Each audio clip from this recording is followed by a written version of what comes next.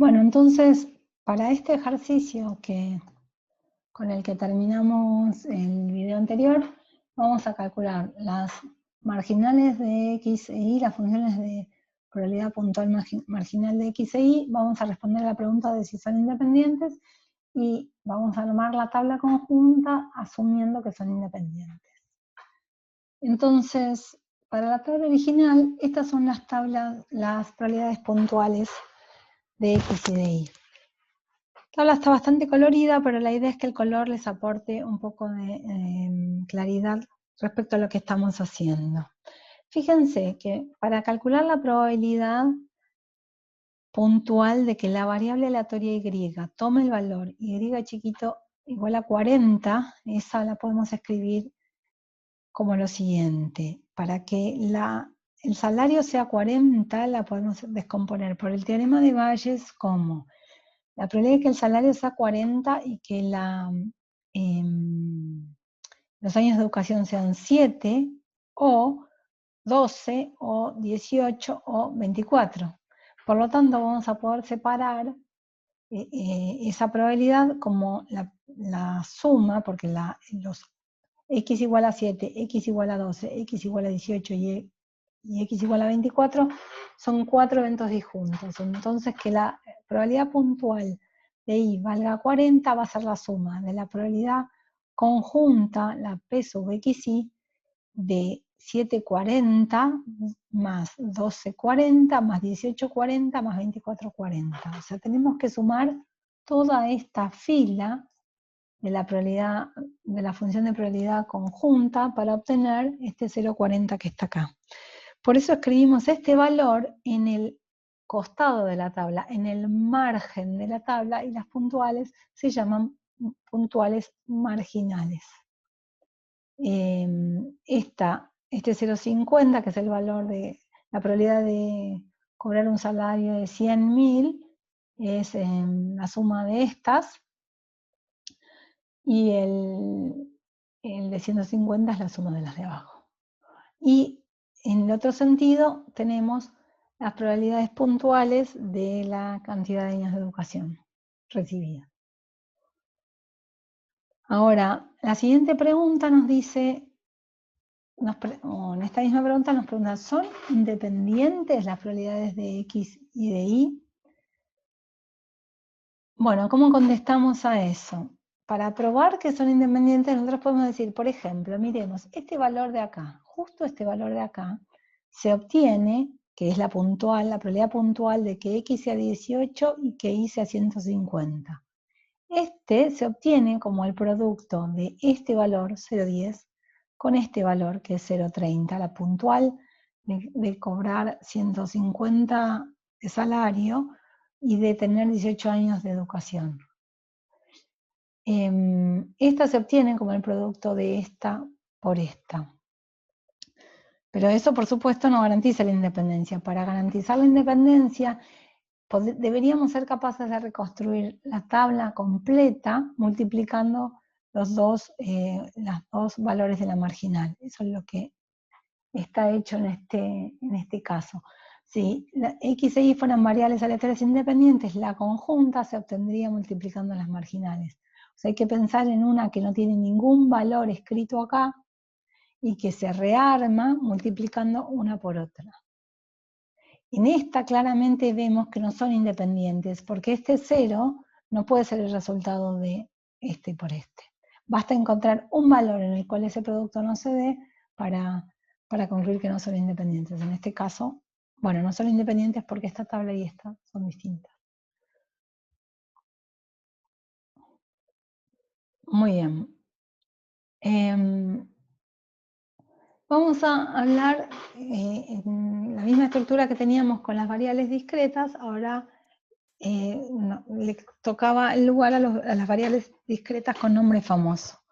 Nosotros vamos a hablar esencialmente de un solo vector discreto famoso, que es el de la multinomial, que es muy útil. Entonces voy a describir esto lo mejor que pueda para terminar este video.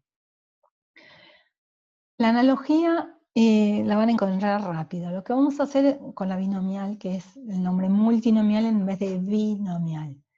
Lo que vamos a hacer es repetir n veces de manera independiente un experimento que tiene k resultados posibles. El resultado iésimo tiene probabilidad P sub i de ser obtenido en cada realización del experimento. Entonces, para cada i, lo que vamos a definir es x sub i, el número de veces en las que se obtuvo el resultado i en las n repeticiones. Y vamos a armar el vector x monio, que es x1, xk. Acá hay un lío entre k y n. Pero creo que en el ejemplo va a quedar más o menos claro cómo son las cosas. Miremos el ejemplo y después vamos a esta suma que dependiente. Elegimos n personas al azar en la población y les preguntamos con qué manos son más hábiles. Si saben leer y escribir, les podemos preguntar con qué mano manejan el lápiz, o con qué mano escriben, o con qué mano manejan el cuchillo. Supongo que no en todos obtendremos las mismas respuestas, pero esencialmente hay 3 resultados posibles. Están los zurdos, están los derechos y están los ambidiestros. Con probabilidades respectivas, bueno, depende de la población, depende de la edad, pero digamos que son estas las probabilidades. O sea, en esta población hay un 10% de probabilidades de ser zurdo, un 89% de ser diestro y un 1% de probabilidades de ser ambidiestro. Entonces vamos a definir 3 variables aleatorias. La variable x1, que cuenta cuántos zurdos hubo entre los n entrevistados. La variable x2, que cuenta cuántos derechos o diestros hubo entre los n entrevistados. Y la variable x3, que cuenta la cantidad de ambidiestros entre los n entrevistados. Cuando sumamos estas 3 variables aleatorias, lo que vamos a obtener es que se cumple esta restricción. El total de personas encuestadas es la suma de las variables, los valores de las variables aleatorias. En este caso K es 3, los 3 resultados posibles, y vamos a tener 3 variables aleatorias. Vamos a estar interesados en un vector de longitud 3.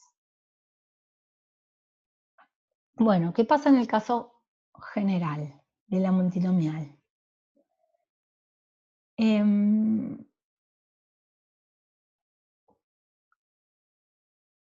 Nosotros lo que podemos hacer es numerar a los resultados posibles. Digo, en el ejemplo que vimos recién, los resultados eran zurdos, derechos o ambidiestros. Eso no está ordenado, no tiene una numeración, pero le podemos decir es el resultado 1, el resultado 2 o el resultado 3. Entonces, si tenemos números para asociar a los distintos resultados posibles, podemos escribir de una manera cómoda el espacio muestral como las tiras ordenadas del resultado de cada repetición del experimento. Y cada contenido de esta tira será el número que salió del resultado. En el caso de zurdo, derecho o ambidiestro, los números serían 1, 2 y 3, y entonces vamos a tener tiras de longitud n, siendo n la cantidad de personas encuestadas que tengamos, en las que cada coordenada puede ser un 1, un 2 o un 3. Ahora, una vez que tenemos la tira fijada, como las probabilidades de los resultados son las mismas, se llamaban P sub i para cada resultado.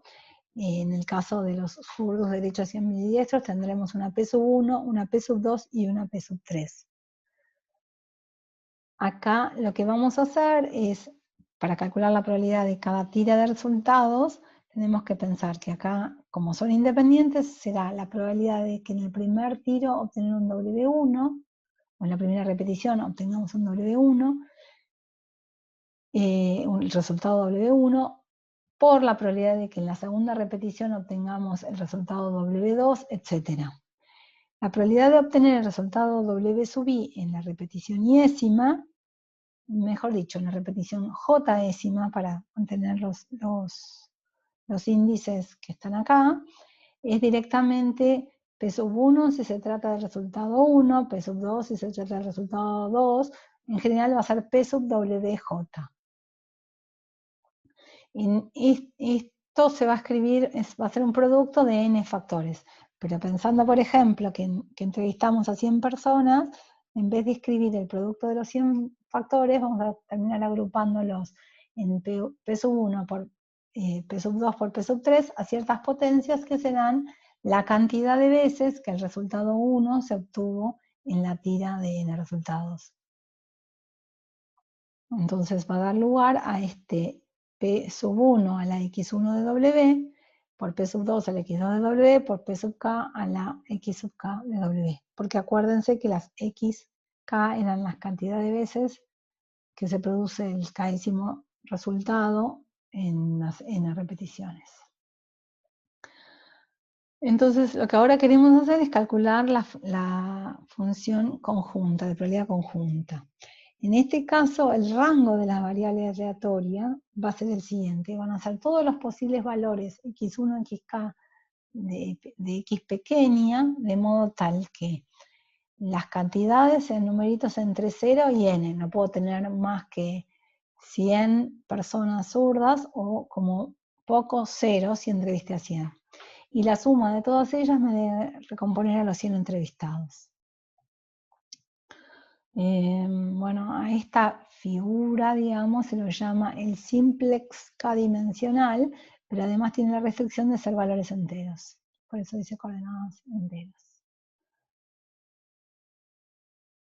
Y una cosa para observar, del mismo modo que observamos en el caso de la binomial, si nosotros fijamos la cantidad de resultados de primer tipo que tenemos, de resultado segundo tipo y de resultado késimo del tipo, o sea, fijamos un valor de X en el rango. Y ahí decimos cuáles son las distintas tiras que cuando les calculemos el valor del vector aleatorio en esas tiras nos dé este X fijo que acabamos de agarrar, este X está fijo. Resulta que todas las tiras que están acá, todas las omeguitas en omega, hasta que cuando les calculamos el vector X recomponemos este X fijo, todas estas tienen la misma probabilidad entre sí y la probabilidad va a estar dada por esta cantidad. Va a ser P1 al valor de X1 que sea en W, que es X1 pequeña, P sub 2 el valor de X2 en W, que es X2, hasta el P sub K a la XK. Entonces, todas las que están adentro de este para un X fijo tienen la misma probabilidad. Si cambiamos el valor del X en el rango, esa probabilidad puede modificarse. Entonces, para calcular la probabilidad conjunta, lo que debemos hacer es fijar este valor, por lo tanto, tener esta probabilidad fija, y para calcular la probabilidad debemos contar cuántas tiras del espacio omega están acá adentro. O sea, de cuántas maneras podemos arreglar, poner en orden en X1, de cuántas maneras podemos elegir los n lugares de modo que X1 de ellas terminen dando, ubiquemos un 1, en X2 de ellas ubiquemos un 2 y en XK de ellas ubiquemos un K. Entonces eso equivale a lo que vimos, lo que vieron en la clase de repaso combinatoria, que se llama un combinatorio multinomial, pero que es el producto del número combinatorio nx1 por n menos x1 tomados de x2, y así se va bajando la cantidad, que cuando uno simplifica termina dando n factorial dividido x1 factorial, x2 factorial hasta xk factorial por el producto de las p a la xy correspondiente a estos valores xy que están acá. Para todo vector que está en el rango. En ese caso, vamos a decir que el vector X tiene distribución multinomial con parámetros n, que es el total de personas encuestadas para el caso de los zurdos, diestros y ambidiestros, y probabilidades P1 PK. Lo vamos a anotar así, con una M cursiva, y vamos a poner como restricción que las P estén entre 0 y 1, y por supuesto que todos sumen 1. Si elegimos 10 personas al azar en la población, y esta elección se hace con reposición, estamos enfrentados a un problema multinomial. ¿Cuál es la probabilidad de que haya 9 que escriban con la mano derecha, sean diestros, y uno sea zurdo? Entonces, en este caso lo que teníamos era un vector aleatorio donde x1 era la cantidad de zurdos, x2 era la cantidad de diestros y x3 era la cantidad de ambidiestros obtenidos en la muestra. Esto va a ser una multinomial con n igual a 10 porque estamos eligiendo 10 personas al azar, y como las estamos eligiendo con reposición, las probabilidades de éxito, o de cada uno de los éxitos contemplados acá, son constantes, son las cantidades poblacionales, un 10%, un 89% y un 1%, y los resultados de las distintas respuestas que estas personas den van a ser independientes porque los elegimos al azar. Entonces, si nosotros quisiéramos calcular, por ejemplo, esto que nos preguntan acá, 9 derechos, 1 zurdo, 9 derechos es la segunda coordenada, 1 zurdo es la primera, y 0 ambidiestros. Esta es la probabilidad que queremos calcular. Reemplazamos en esta fórmula 10 factorial, 1 factorial, 9 factorial, 0 factorial, 0,1, que es la probabilidad de ser zurdo a la 1, 0,89, que es la probabilidad de ser derecho o diestro a la 9, y esta a la 0. Recordemos que 0 factorial es 1, toda esta cuenta da ese valor. Finalmente, para terminar con los vectores aleatorios discretos, vamos a pensar un rato, o calcular, cuánto da las marginales de esta distribución multinomial. Entonces, la función de probabilidad puntual marginal de cada variable xy se puede obtener sumando los valores de la función de probabilidad puntual conjunta sobre todos los valores de xj.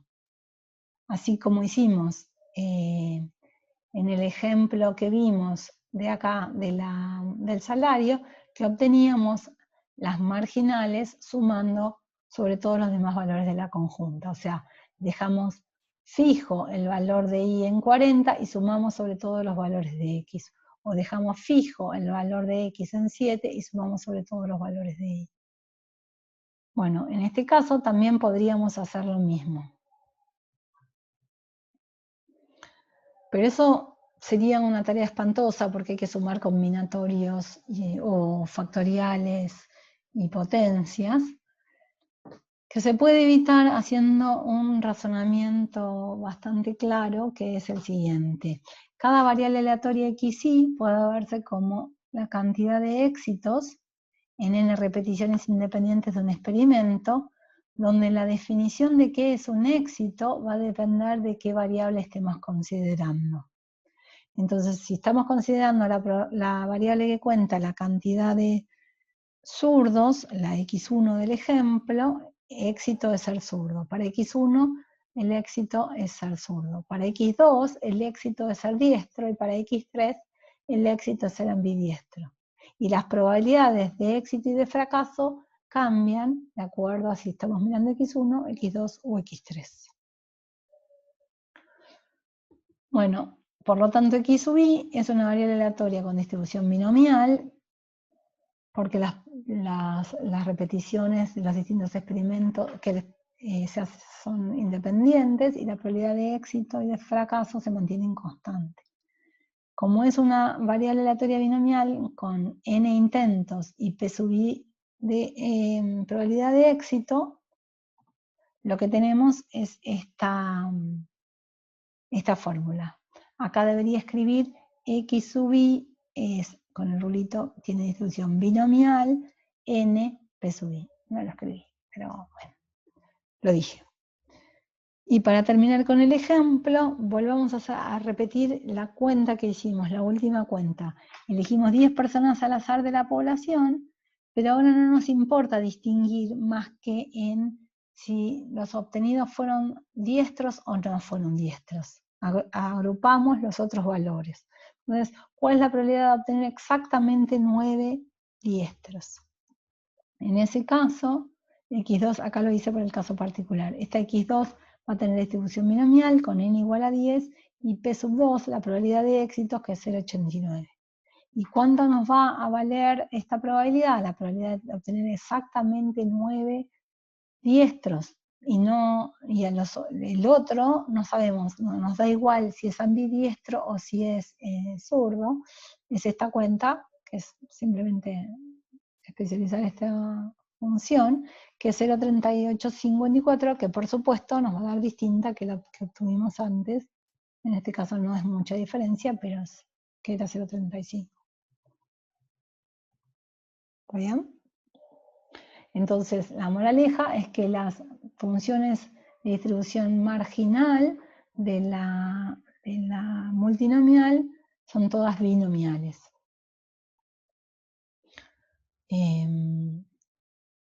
Una pregunta que uno puede hacerse, pero que se la voy a dejar pensando, es si esas binomiales, porque la respuesta es bastante sencilla, si esas binomiales son completamente independientes o si están asociadas.